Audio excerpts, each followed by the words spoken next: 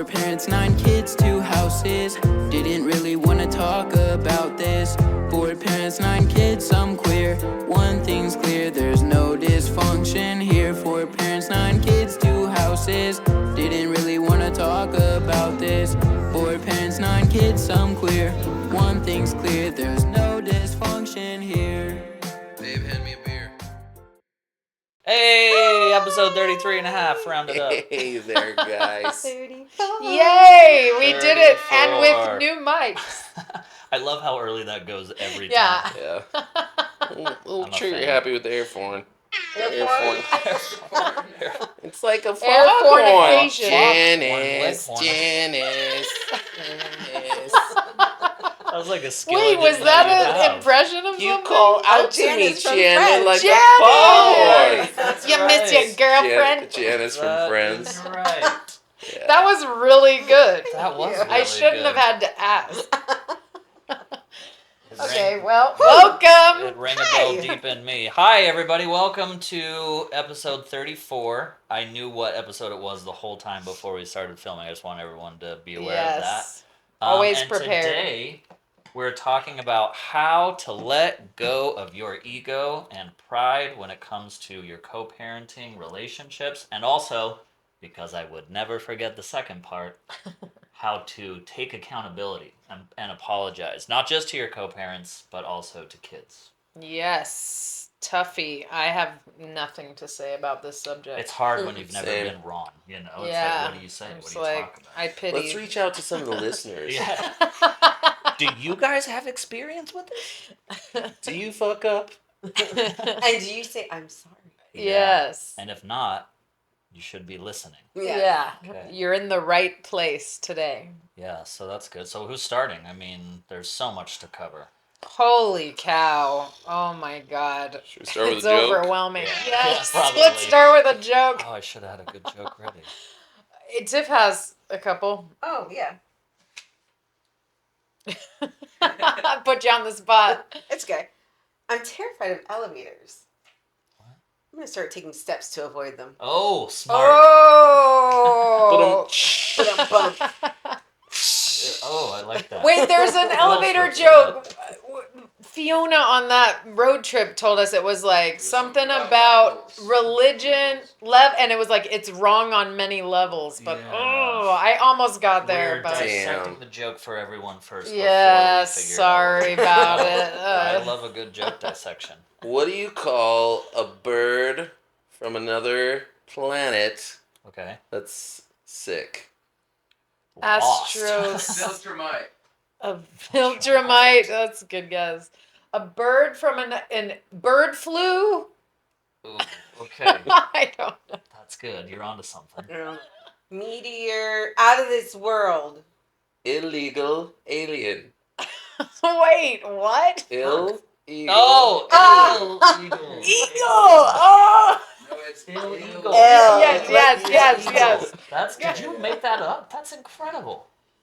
I added the alien part. It was what do you call a sick bird, and it was just illegal. That's In amazing. outer space, that's Yeah, fucking That awesome. is great. Illegal alien. I'm a fan. Well, that Thank was a surprise. Way to go. Yeah, and really broke the ice, and now I'm ready to admit all my faults. Yeah. Yeah, thank you for that. We needed Same, it. will go last. Oh God. Okay, well, someone's got to start, so I guess it might as well be me. It should be me. Sam's right. We all agree. My mom does too. I would never agree to One that. time, I'm going to say something about his mom. Oh, One please. time we were on the phone with his mom on speakerphone, and she said, "Your humility cup does not runneth over." And he said, "Maybe I just need a bigger cup." And that was the last time I ever talked to his mom, so. Wow. Oh, good times. Let's say it Yeah. ended That was well. a great comeback, though. Thank you. Like, Yeah, very All- quick. My whole intention was just to impress her. I was like, I gotta be on. Yeah, this, we were just whatever it first is. dating. So And it wasn't the last time I spoke with her, but yeah. the last time I spoke with her was in court. And it went really well. Bum-ching. Oh God, it's all so real that it hurts, but it's funny. So happy for editing. Why? What needed to be edited Keep there? it all. Yeah. Don't judge No our hard awkward feelings. silence. I hope she's watching. Tell it to the gym. Hi, Oh, nice to meet you. Hi. Should we talk about, like, our feathers got ruffled a little bit this past week? Should we just talk about that? Yeah, what Oh, happened? sure, yeah. Oh, that's great. Yeah, Yeah. that's a good. That's Just a good about how one. you guys texted about some of the kids saying that we were out of town too often, and that maybe associated with that there's more alcohol than there should be, more frequently than it should be, and so that was basically the premise. Mm-hmm. But Yeah, I would love say it a was- real life. it was situation. tugging on some feelings here and there, and there were some apologies here and there, and Yeah. Yeah, it's a really good, very pertinent example. I think it's a great example of how far we've come. Mhm. Like, to be able to communicate things with an intention of, like, wanting to help and is a good place to start, you know? Like, I think that so many times in the past, because of the ego and pride and not being able to let it go and attaching yourself to, I'm right because this is how I think it should be, a lot of the times communication didn't come from intention of like trying to be helpful. The communication was this lower level hidden intention of like, ha, see, told you, Dig. you know, or Like, you know, like I'm a gonna dig jab you. or something Yes. like that. Yeah. And to me, that situation, it started in a good place. The middle had a good place, and the end was a good place because everybody had good intentions, and everybody was open to hearing things that were communicated. In my opinion, you know, like from the way I saw that situation go. And yeah, it's interesting because even with how well I felt like our conversation around everything went, you cannot help but still have feelings come up about like, oh, this is being said about me, or oh, this is what someone might think, or whatever it is. And our ability now to better process through that, and by giving the benefit of the doubt, look at these real world. We've been talking about this for episodes, and we are getting shit We're in done. the fucking co-parenting Olympics this week. Yes. Who are we up against? everybody gets a purple ribbon.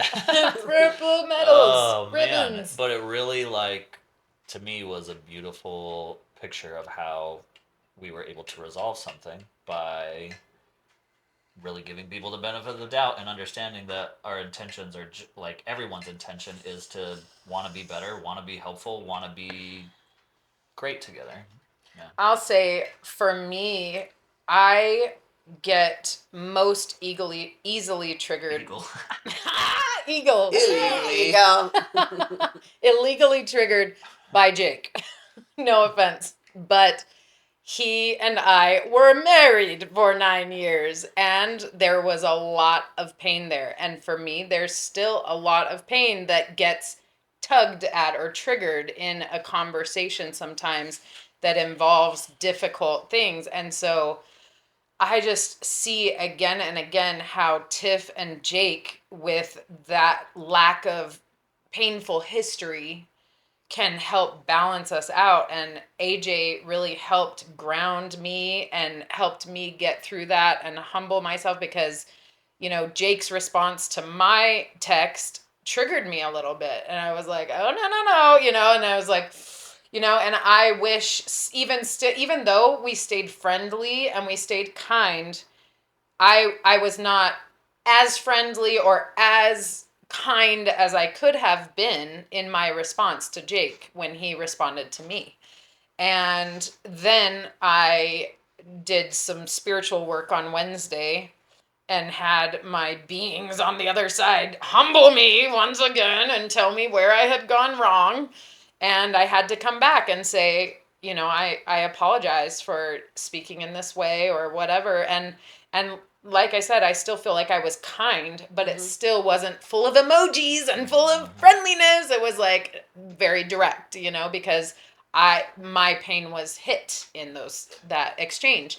And so I think that one thing that I'm really learning again and again is the way our partners can help ground us. Like AJ came in with so much love for Jake and for all of this situation and wanting to really just shower it with love, which really I think helped me and helped the situation. And so I don't know, I'm just very grateful for the way that we can recognize and help each other in those difficult conversations.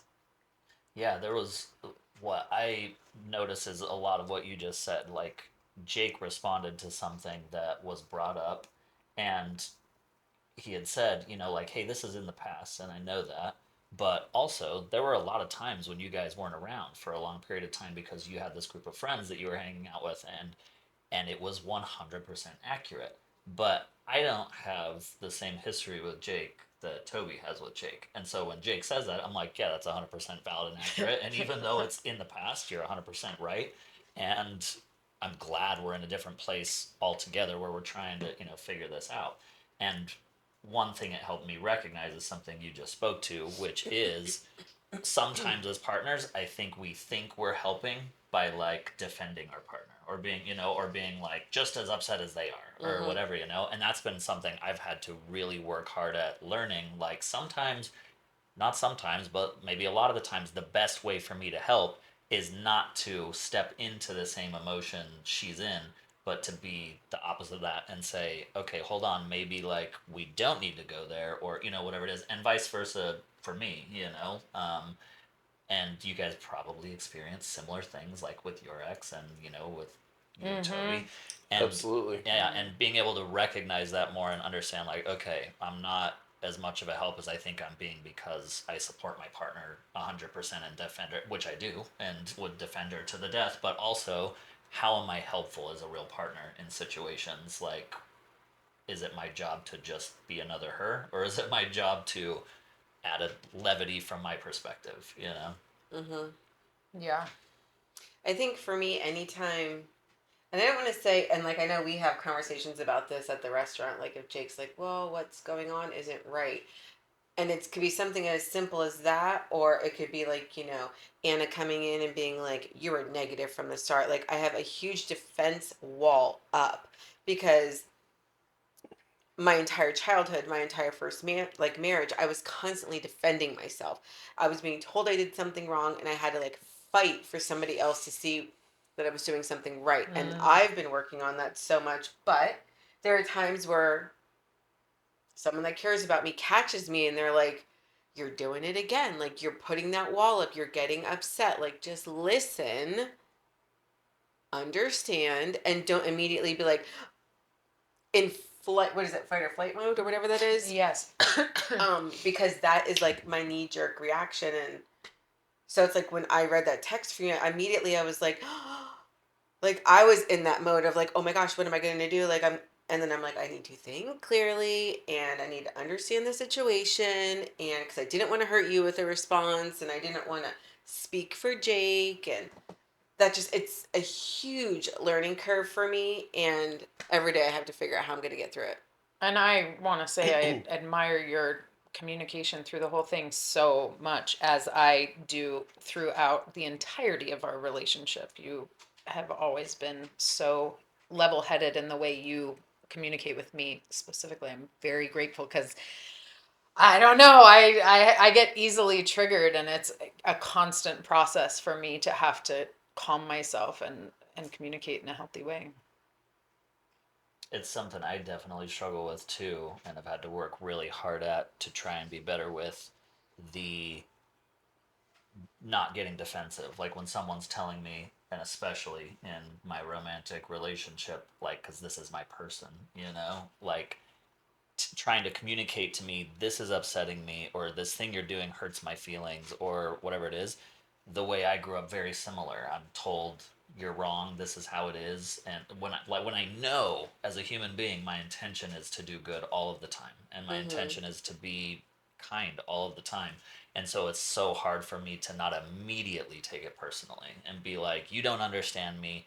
You're and when it's really bad, like when I've really struggled with it, turn it around. Like you're doing this and you're this, and it's like I've completely ignored what is trying to be communicated to me, and I'm not listening at all to it. And so it's been a long, hard road there for sure, too. And it's amazing how I always say it all the time, but I truly believe that at least for me, but I think it's really common for most people that romantic relationships drive a certain aspect of growth that cannot exist anywhere else. Like it has to exist within a romantic relationship, and people, I mean, it's life, you know, like the life force of this world is creation and Love. whatever you believe.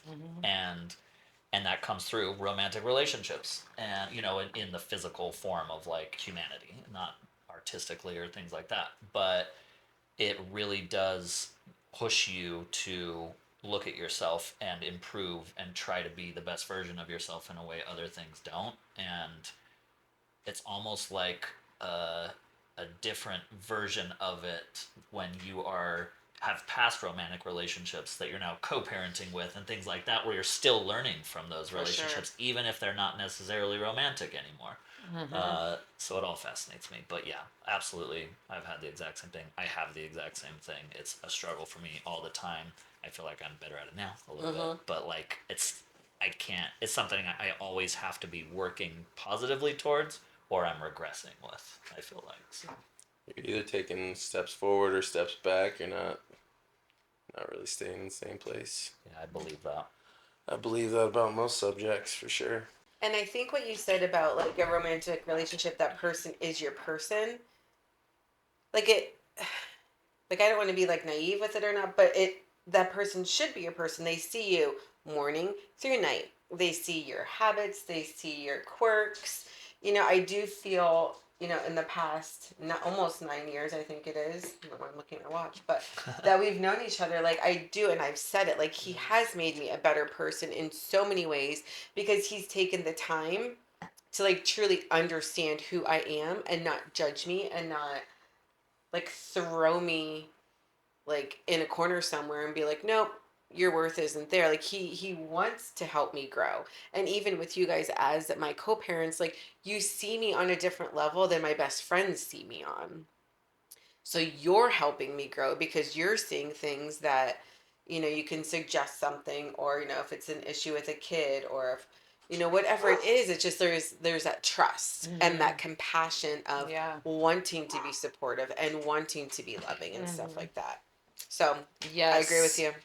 AJ and I were talking earlier today about how in our partnership, he in the beginning or throughout our partnership, when I have been unkind, he, and as he's talked about, he has struggled with his aspects of this, but he has really kind of, in a way, demanded perfect kindness from me.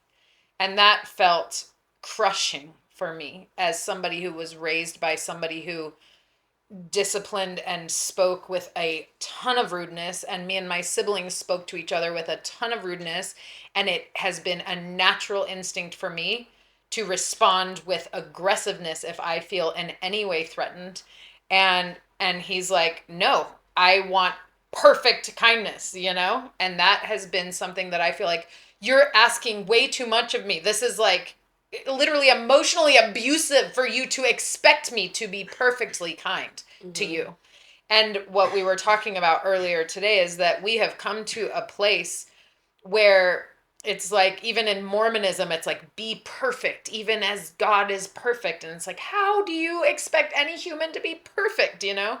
But what we've realized in our partnership is that we can have perfection because of accountability. And we can protect our partnership and have perfection there because when we mess up, we're self-aware enough to at least, it might take a couple hours or a day, but you can recognize where you went wrong and come back to that equilibrium of kindness and love. And that requires radical accountability. And I believe every partnership and every parental relationship can have perfect kindness if it is within the scope of taking accountability when we mess up. Because there are so many more partnerships than I can count that I can think of where people just treat each other like shit and then they move on. It might be the small, if I am slightly grumpy with AJ, I feel it until I apologize to him. And if he is much less often slightly grumpy with me, he will feel it, or I will bring his attention to it until he does feel it, so that my feelings are brought back to a perfect happiness.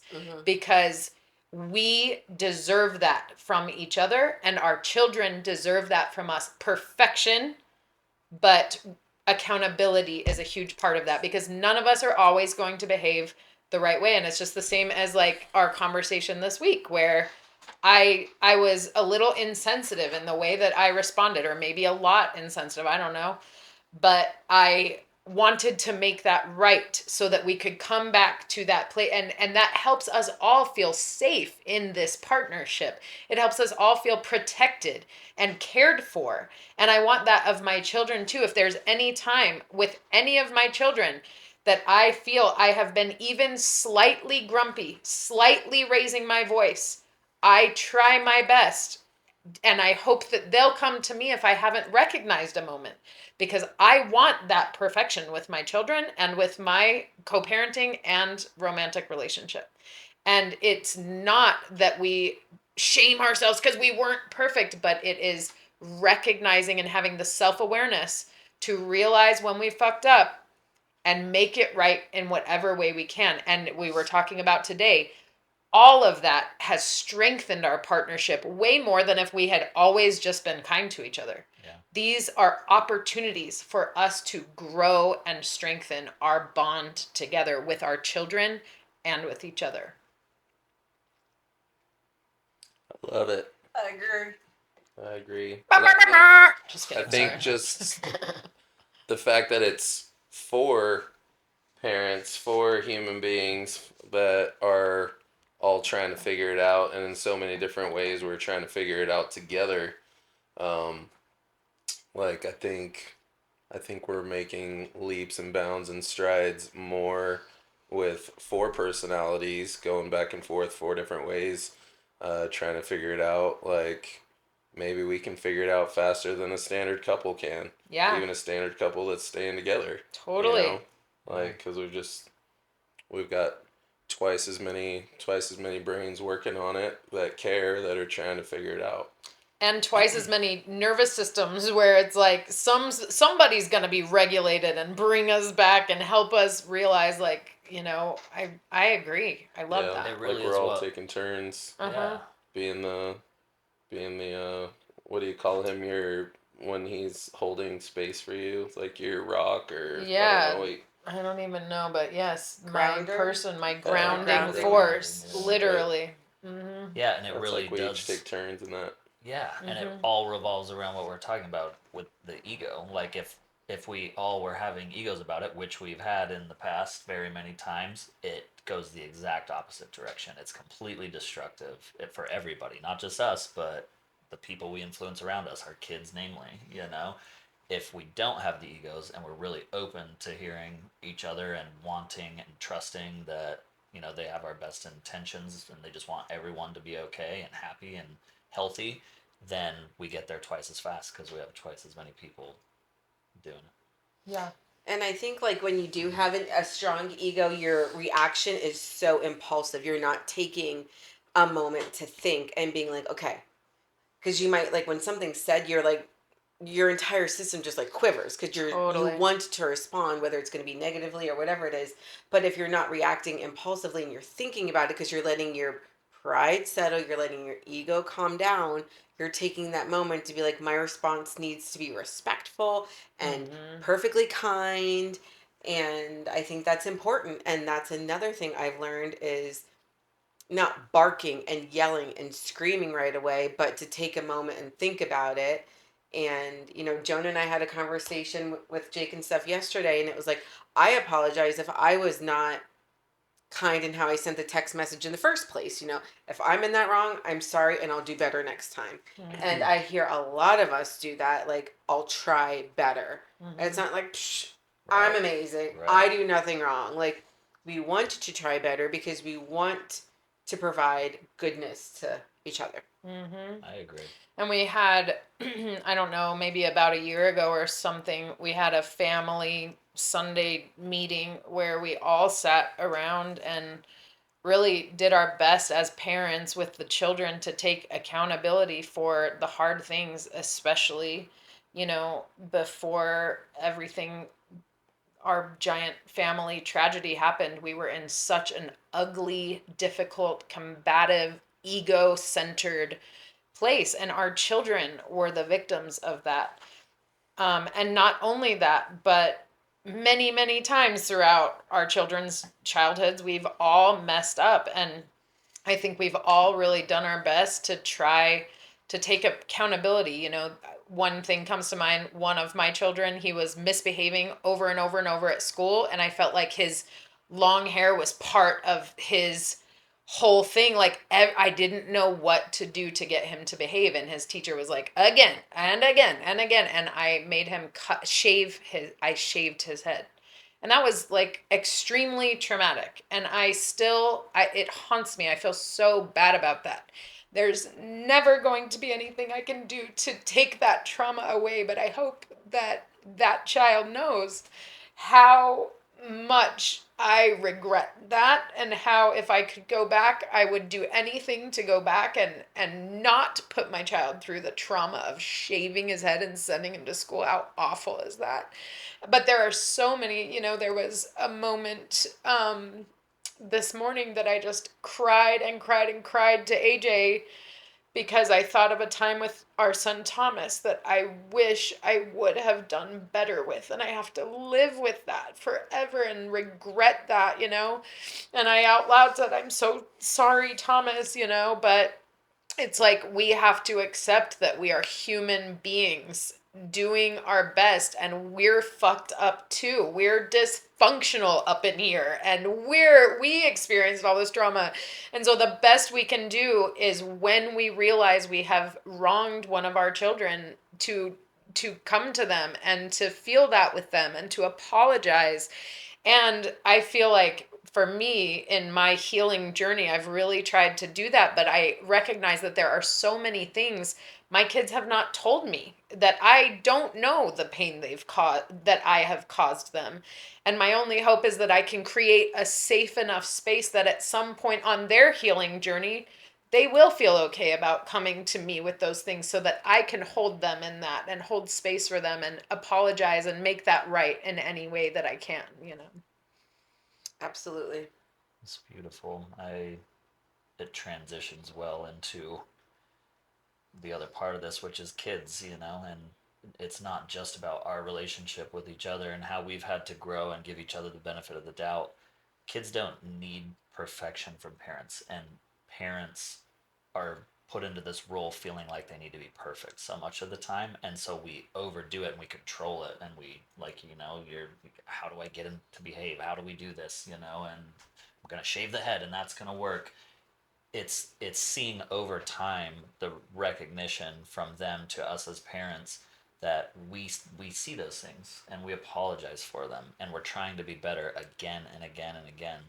And this is kind of like a lighthearted version of this a little bit, but that TikTok I just showed you the other day, it like struck me and I loved it. But it says mom and dad, and they're in like the Starbucks drive-through or whatever coffee place drive-through, and there's a little kid in the back, and she orders whatever coffee, and the girl in the back's like, hey mom, can I have a cookie? And she's like, no, we have cookies at home. And the kid's like, we have coffee at home. And she like looks at her husband, and she's like, Busted. we'll have a cookie. But that little moment teaches that child that their observations matter. Their matter. good points matter. And so many times as a parent, like a million of those situations have come up, and my thought process has always been, they don't get it, they're small, like, I'm an adult that needs this coffee here right now, they don't need a cookie, and it's so dumb, but we do it because we even think it's the right thing in the moment, like, oh, don't get your kid a cookie all the time or whatever, and in an effort of like trying to be healthy, we completely eliminate balance and listening to our kids. And so, but the bigger point of all of that is, I think that the more and more you can focus on and try to take their opinions into account,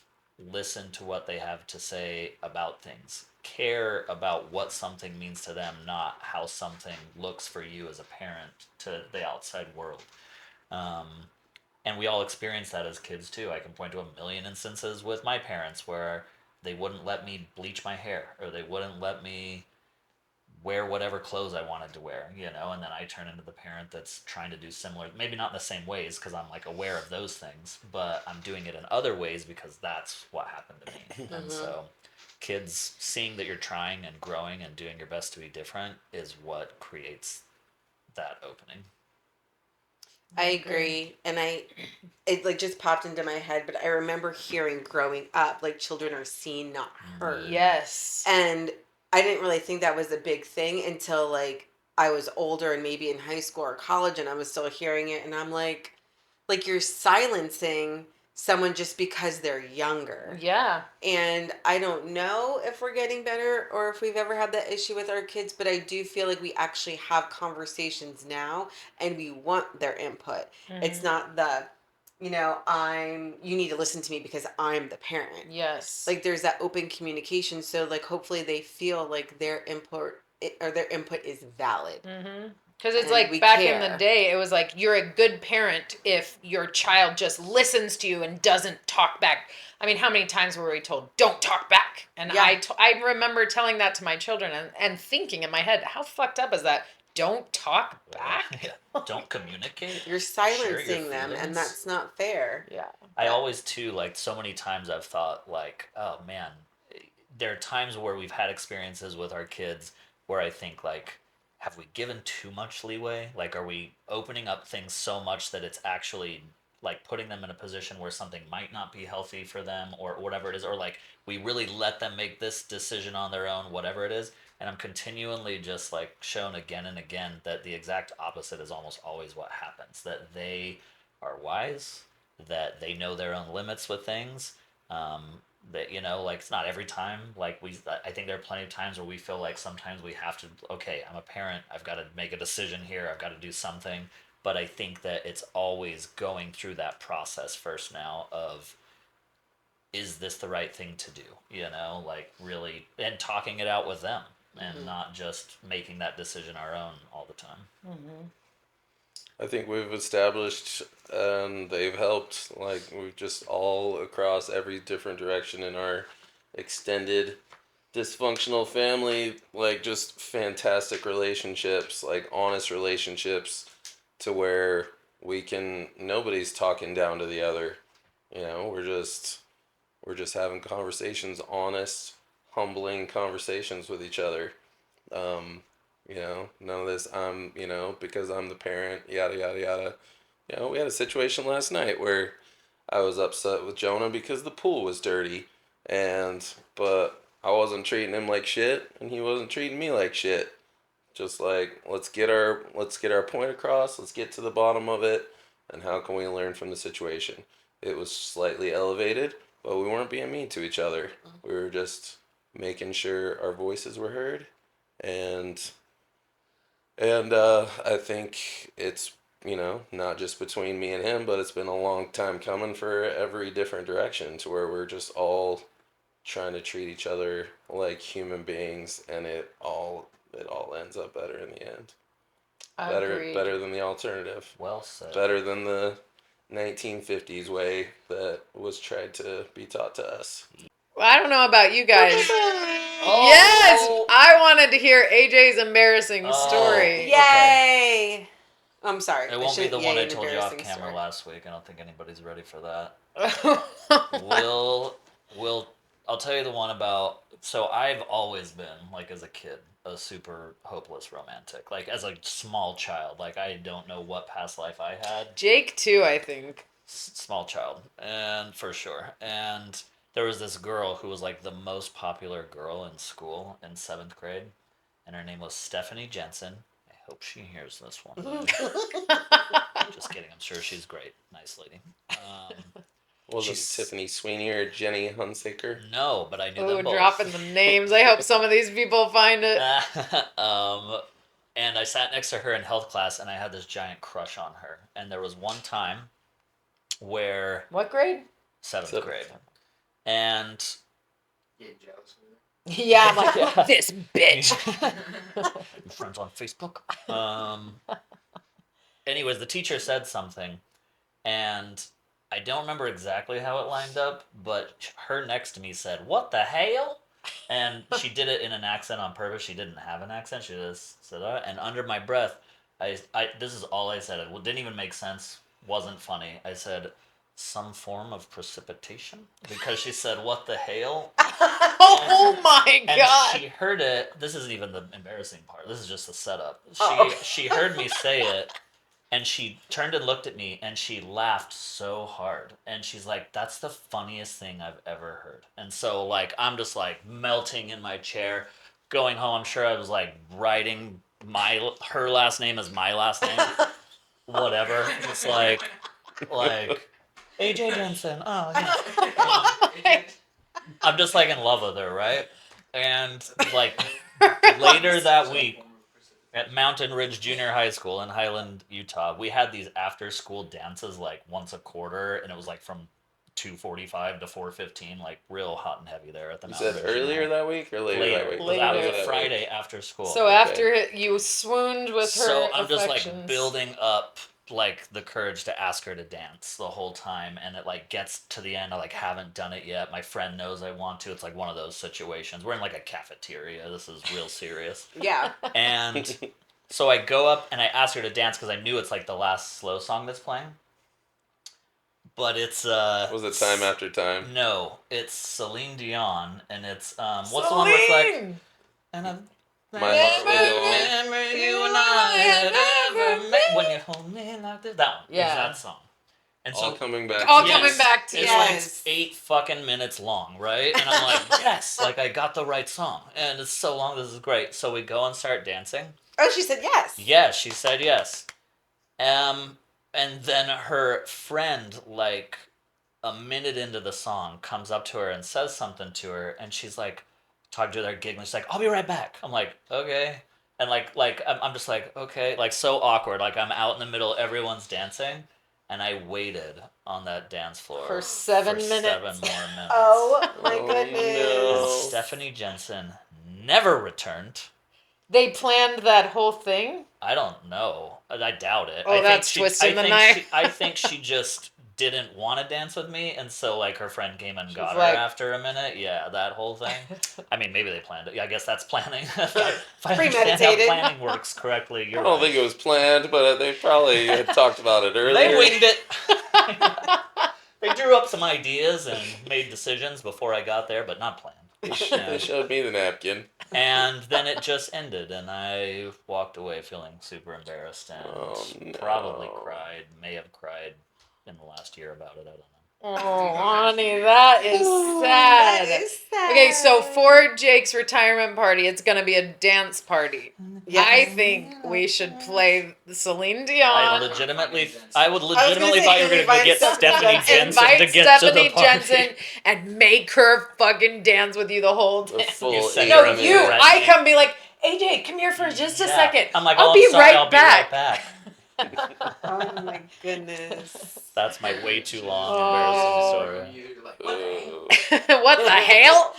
What in the A hell? form I of literally thought she had fallen precipitation? in love with me. Oh, Like, babe. Can that be some NBH merch? Just says some form of precipitation. I want to make a Yes. t-shirt that says some form of precipitation. Yeah, and on the back just says, what the hell? Yeah. Oh, thanks for sharing that, babe. I know that was I've been hard to holding get it off in your for a long chest. time. That's a My great God, what a story. breakthrough. I What feel a great now. breakthrough. That was brave. I feel great now. job. But I want to add on to that only because you said find her on Facebook. Jake just figured out the other day that he has a type. Okay. Are Do you are remember? you What's the Yeah, I remember. what he is has it? a thing for romance authors, and I'm not the first. Okay. Who's Oh the other? my Who wrote gosh. a Look book? up Tiffany, what's your name on Oh, Tiff T.H. T.H. Snyder on Amazon. You'll get some juicy literature. Yeah, there's someone from Jake's past that now is a hot romance author. That's this girl Wow. that I dated for at least 6 months in Texas. I only lived there for 4 years, so it was a significant portion of the Yeah. time in Texas. Wow. And she was not an author at the time, but she popped up. I was scrolling through like people that you may know, like people that you may want to friend on Facebook, and she popped up on there, and I knew it was her face, but it wasn't her name, and it said like that we had 25 mutual friends. It's like, what's going on here? Well, back in the day, I was trying to sell funny T-shirts, and I friended like all of her author friends on Facebook to try and do blasts to sell funny T-shirts, Uh-huh. and it was thousands of people that I friend requested in the author world, and so that's why this girl that I used to date, who is now a romance author, we've got 24 mutual Wow. friends. It's all a bunch He of likes smut. No wonder we never worked. I'm not. I don't write sexy enough This girl just literature. ain't dirty enough. She I'm ain't not dirty. I gotta get dirty. Out of You don't get down dirty. solidarity, I will never read one of her books. I read one of Tiff's books and it was amazing. She was I texting enjoyed it. about Yeah, I not was texting, sipping wine she and being was like, calling me holy the whole way to shit! Utah. She gets really down and dirty in those books. It's all about showing a story, not telling a story. right. I remember something about there being a puddle on the floor or something like that, and I was like, oh my. I sent him screenshots. I was like, Yeah. look I'm at like, it! honey, I'm driving. I can't right now. But I did. Just kidding. Did what You drove. while you were Nothing, driving? Nothing. You drove right through that puddle just like that guy in the book did. His car was never the same. You guys This are is the amazing. I longest love you all. episode we've Yeah, ever we done. should Like, go. We I love really it, should though. go. Next episode, we're going to be reading from T.H. Snyder's Yeah, it's just literature. excerpts from. Excerpts. Yeah. Every time I hit the Yeah. Can we please, a paragraph. That would be she fun. sensuously We could just. frolicked. Some form of precipitation. Yeah, we could call that something. hell? Some form of What the precipitation. You're hell? brilliant. See, you Oh. aren't stupid. It's true. Congratulations. Oh, thanks for being here, Thanks, everybody. guys. You Thanks guys are for walking amazing. this walk Thank with you. us. And I've been wanting to say this whole episode because I haven't had a chance to, like that whole situation that happened last week. We talked about apologies, we talked about triggers, and my feelings did get hurt.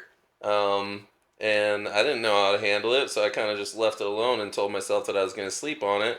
And like Toby's grown so much and doing so amazing that I didn't have to do a damn thing. She just woke up and said, "This is what I did wrong, and I'm sorry." And it That's was so incredible. nice. Thank you, Thomas, So, for helping us. We're Thank just you, Thomas. getting started with all that. We're getting better and better. Every Thanks, day, Jacob. every I love day. you all so much. Love you too. all too. All right, we'll see you next time. Mwah. Bye, guys. Goodbye. 4 parents, 9 kids, 2 houses. Didn't really want to talk about this. 4 parents, 9 kids, I'm queer. One thing's clear, there's no dysfunction here. 4 parents, 9 kids, 2 houses. Didn't really want to talk about this. 4 parents, 9 kids, I'm queer. One thing's clear, there's no dysfunction here. Dave, hand me a beer.